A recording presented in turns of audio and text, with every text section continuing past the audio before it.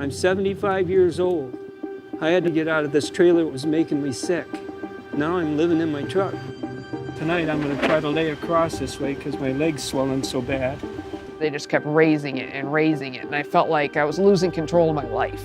Private equity is about the quick buck, everything else be damned. Problem with the system now is greed. So, urban, suburban, exurban, rural. Do we have a housing crisis in America? Yes. You didn't even hesitate there. No, I don't hesitate. Republican or Democrat, nobody wants affordable housing in their backyard. There's no life like being homeless.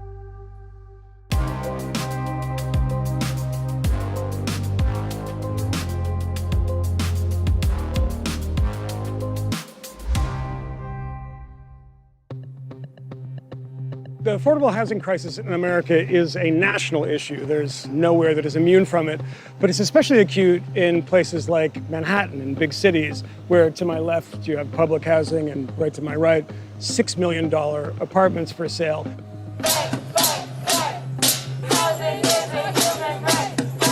There might be disagreement on cause. There's certainly disagreement on solutions. But there's a unanimity of opinion that the United States is in the midst of a housing crisis. After 2 years of lockdowns and a faltering economy, an inflation rate creeping towards double digits, the cost of housing has exploded, with rent increasing 11% in 2021, and home prices a staggering 19% in a single year. This building is asking for a 28% rent increase. Shame! Shame! Shame! With the disappearance of regular stimulus checks and the federally mandated moratorium on evictions, for those on the margins of the American economy, the future looks grim. This building was established for moderate low-income housing. 28%. Nobody can get over that. My income isn't going up. Social Security and the pension, they don't raise 28%. New York has tried almost everything to alleviate this problem with limited success. Over the past 10 years, the plan has financed construction and preservation of more than 130,700 affordable units. This plan, over the next 10 years, will create opportunity for so many people who are currently being priced out of our city. In the past 10 years, the New York City Housing Authority has processed 25 million applications for the housing lottery in a city of 8 million residents. But as anyone who's ever bought a Powerball ticket can attest, lotteries are an insufficient solution to an existential problem. Chris Mayer is an economist and professor of real estate at Columbia Business School. He spent most of his adult life studying the thus far ineluctable problem of affordable housing. Market rates in New York City are never going to create a situation where affordable housing is going to be widely available. I mean, there's not a lot of land where you can build. Not a lot of land, but you can build a density. Globally, cities are much more dense than they are in New York. And there are many places. People don't want it, right? Well, they say they don't NIMBY, want it. right? They're not in my backyard. Why is it that you look over there and you see all these really tall buildings? Yeah. Why shouldn't we be able to build up higher here and in many parts of the city? Yes, we need some infrastructure, and we should put money into effective and efficient public transportation, but we need to be able to build more units because housing will not become less expensive.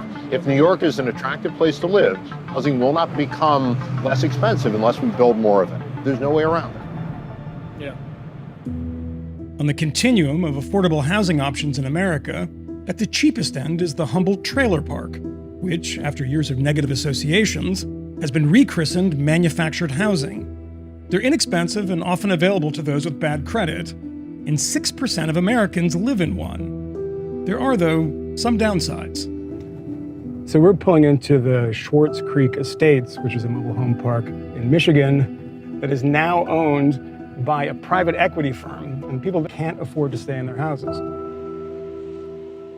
Holy fuck. Sorry. I get that reaction a lot. Are those? Yes. So I keep tarantulas.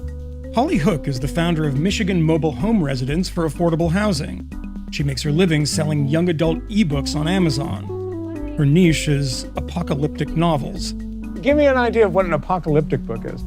Usually it's a group of survivors trying to survive like a major disaster, like an asteroid impact or a nuclear blast. So this is comparatively not as bad. The situation you're in right now is not quite apocalyptic, right? It's not quite apocalyptic. It's pretty bad, but it's not that bad.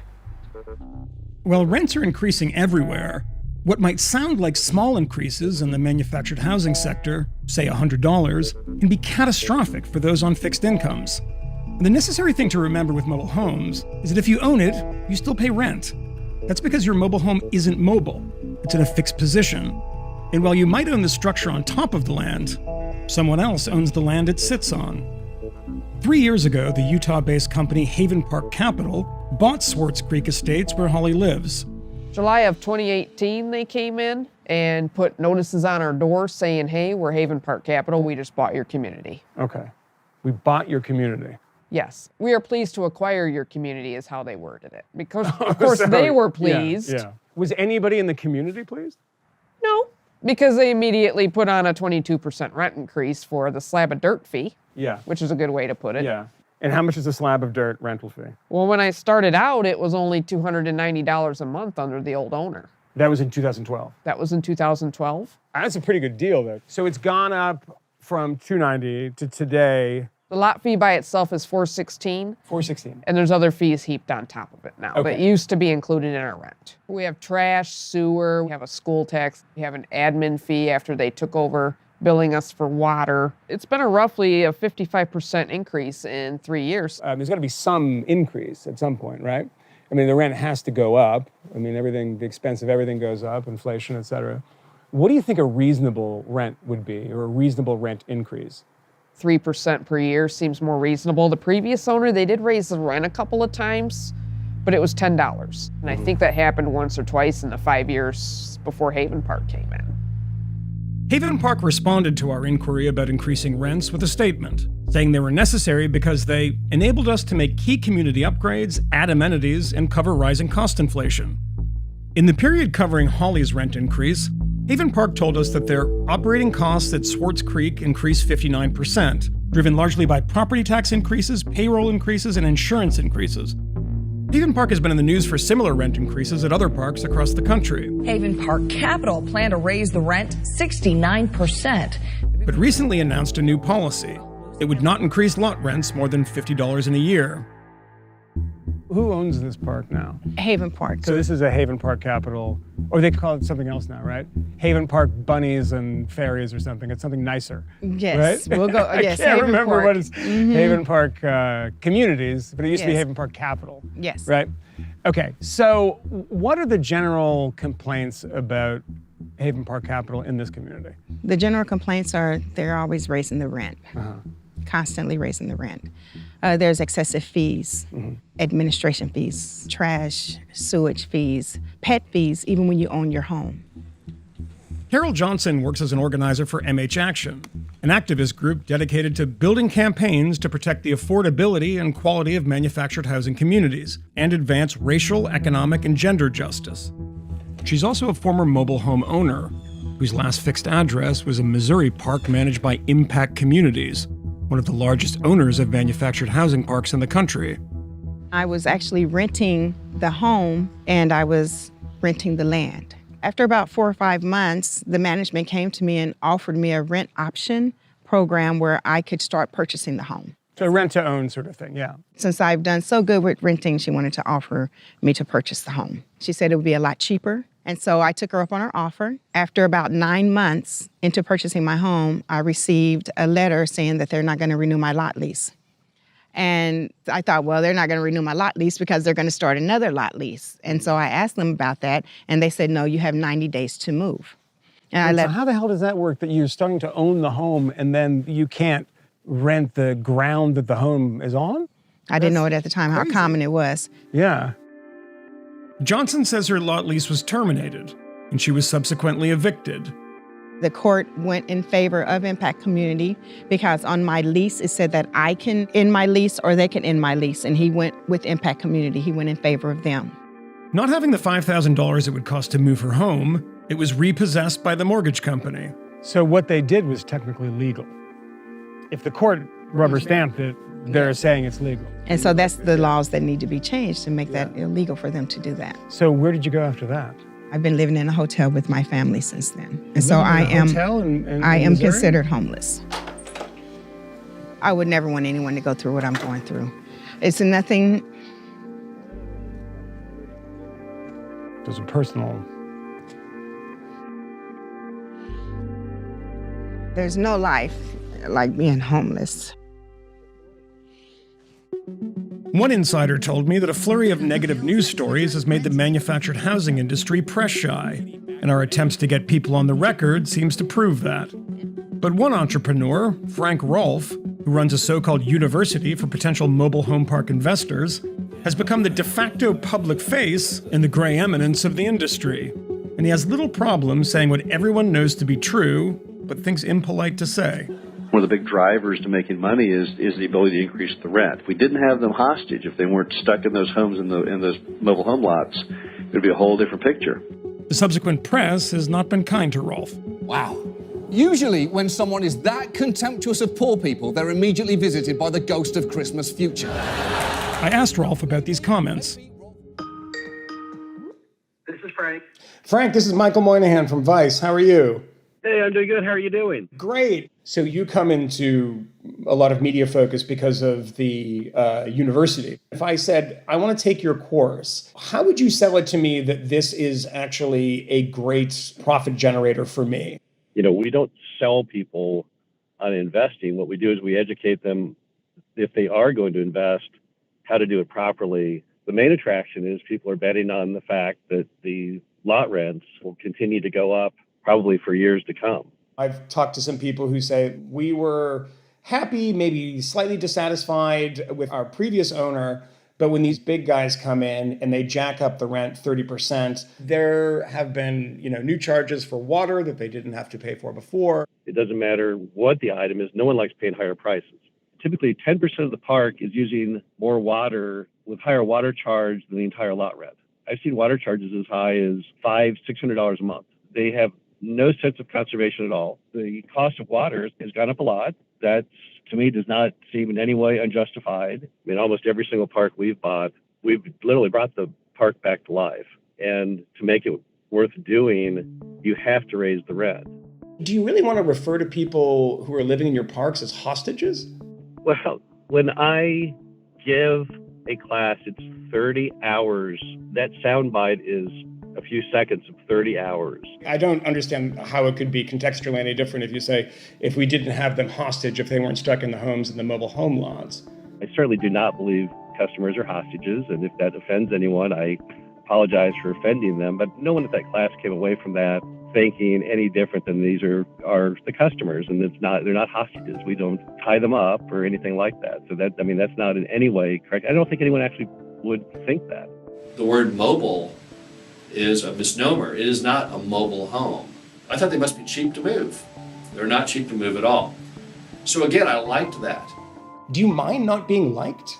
We are liked by our customers. The rents had doubled, but their quality of life had gone up infinitely because they had roads that were paved and working water and sewer and a nice office and a nice entry and new signage. So it all comes back to value. The majority of the residents are thrilled with that. So we're liked by our customers, but we're just kind of not liked by the media. One thing that the media never gets right on that whole concept is mobile home park people have a very real option that no other housing people have, not houses, not condos, not anyone. I mean, the options are they can sell the house if they're unhappy. They can sublease it if they're unhappy. They can obviously walk off and abandon it. But the fourth item is any mobile home park owner in the U.S. will happily pay to move anyone who's unhappy's home from one park to their park. It costs about $5,000 to move a mobile home, and probably every single park owner out there, with the exception of some moms and pops, will happily pay that bill. They have the ability to not extend your lease on your property, depending on how you're treating your property. Even though I own my house, I could be evicted if I'm not following whatever their guidelines are. There's really no security. They can say at any time, hey, you gotta go. But they're really not movable, especially having decks on them and everything else. It's pretty expensive. I don't have $10,000 to move this. That's what it costs. And I can't afford to sell it because I can't afford to fix it. It's a pretty incredible sentence. I can't afford to sell it. So how much was the trailer when you bought it? They sold it to me for $19,900. That's an 86 trailer. That trailer's only worth about $5,000 to $6,000. Grover Canine is a 75-year-old retired welding instructor and maintenance worker. He spent the last few months living out of his truck.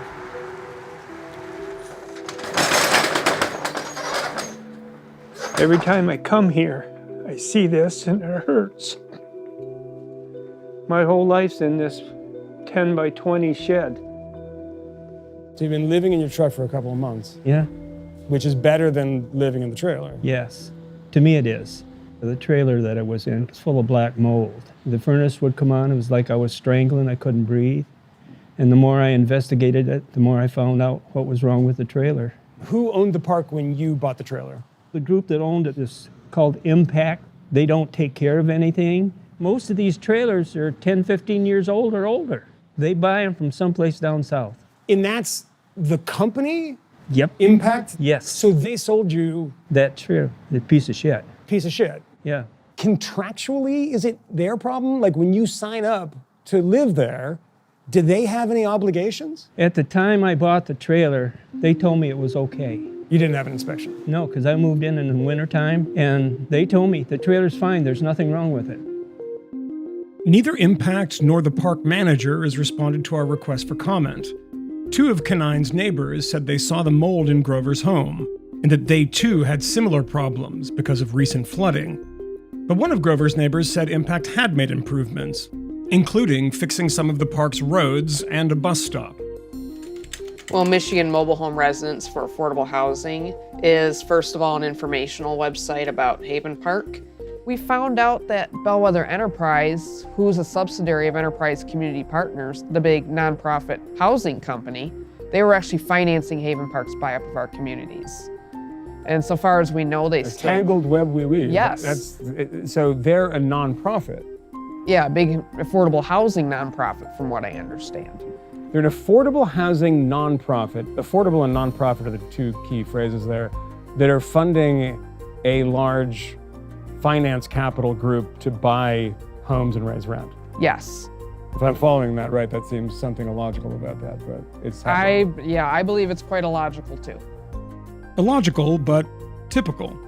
A well-intentioned government program requiring Fannie and Freddie to better serve families in the manufacturing home market, a contribution to mitigating the housing crisis, is taken advantage of by those who, while doing nothing illegal, are already cash flush and using the low-interest loans to acquire more parks faster.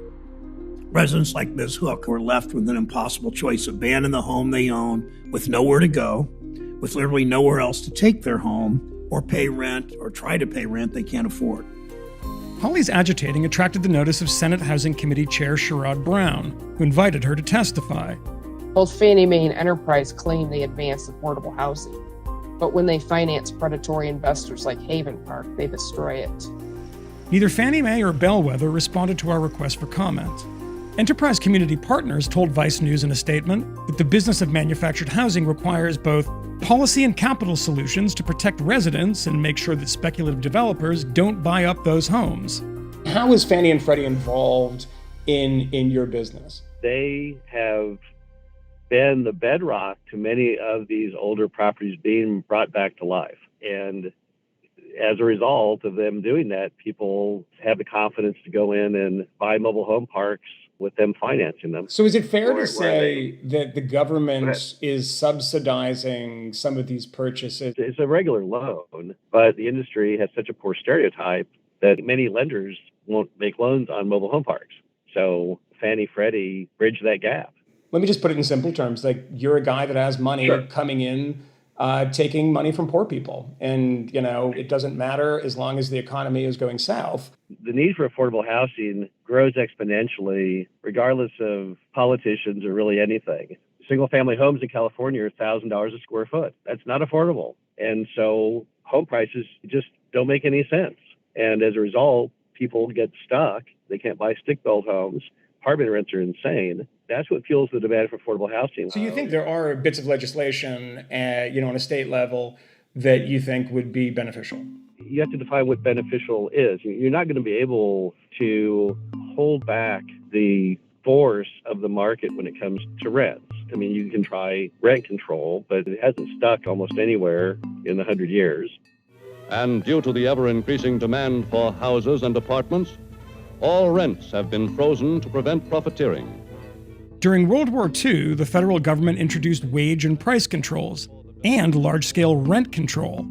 The instinct of a lot of people is rent control. So in the trailer parks where you have people who own the structure on top of it, I think rent control is a pretty reasonable solution given that situation. So this is a targeted rent control, right? That would be if you own something that is on top of somebody else's land, they cannot just basically torture you to death. And Yes. tell you, because you'd be forced to move out and you can't take that with you. Exactly. That problem is one of the examples of ways that, low-income people in this country get taken advantage of. That to me is a great place where you'd sort of say rent control really works. What about writ large? I mean, in the country as a whole, is rent control a viable solution outside of that very one specific example of trailer parks? The downside of rent control is it reduces people's willingness to build stuff. The trade-off you have to make is, how do I figure out ways to keep people from being ripped off? But how do I allow the market to work to allow people to build more housing? And the way to get more housing to me is, instead of saying we have a fixed amount of housing, and what we're going to do is not let anybody raise rents on it. So we just build these bigger and bigger and bigger lists of people who want to get into the housing. And that's not a good solution. The solution instead ought to be to make housing more affordable. And while economists tend to agree on very little, there is something approaching a consensus that rent control hasn't produced the desired results and was abandoned in liberal enclaves like Berkeley, California, and Cambridge, Massachusetts. We are a country that has an inequality problem. Would you agree with that? Yes. How do we house poor people? Make it a heck of a lot easier to build immediately. And I would put tens of billions of dollars into vouchers at the federal level to help. Tens of billions of dollars. Yes. We have to have a way to sort of allow new people coming in, whether they're young people, whether they're families, whether they're immigrants, and people who are coming in new to a market, and to give them the ability to buy and live in affordable housing, which is the things that our parents had the ability to do. If we want societies that people can afford, we have to build them. Here you might expect something approximating a conclusion, wherein I condemn villainous landlords and defend virtuous tenants, followed by a pretty simple fix for a housing crisis that has eluded local and state governments for centuries, but that I've solved in 30 minutes. These stories are never so simple, the virtue and villainy never evenly distributed. Stories are often complicated by bad personal and economic decisions, worsened by a broken system, compounded by landlords motivated by a bottom line. But perhaps this too is wildly oversimplified. Short of the government taking over the housing market and somehow solving the problem of stagnant wages, the landlords and mortgage brokers servicing low-income clients are necessary and will always be motivated by profit. But therein is not where the housing crisis lies. If anything, as Christopher Mayer suggests, we need more housing, which means more mortgages and landlords, and we need higher wages and better jobs. And then we've fixed it. Easy, right? Right here's where Sadie and I stay.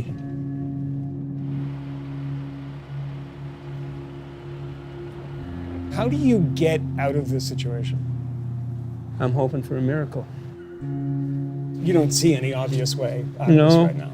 I've thought about suicide. I've thought about it, to be honest with you. I've been talking to people, and that's helped. Just like talking to you now. That takes some of the pressure off.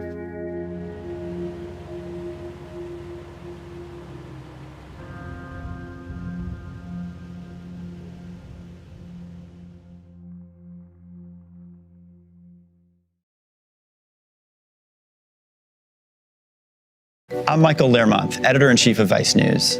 Too often, traditional news outlets shy away from the real stories and experiences of those living through global conflicts. Not Vice News. Our reporters are on the ground, fearlessly covering the human stories that shape our world. You and millions of others can continue to read, watch, and listen to Vice News for free. But we hope you'll consider making a one-time or ongoing contribution of any size at vice.com/contribute. Every contribution, no matter how big or small, helps support the journalism Vice News brings to you every day. Thank you.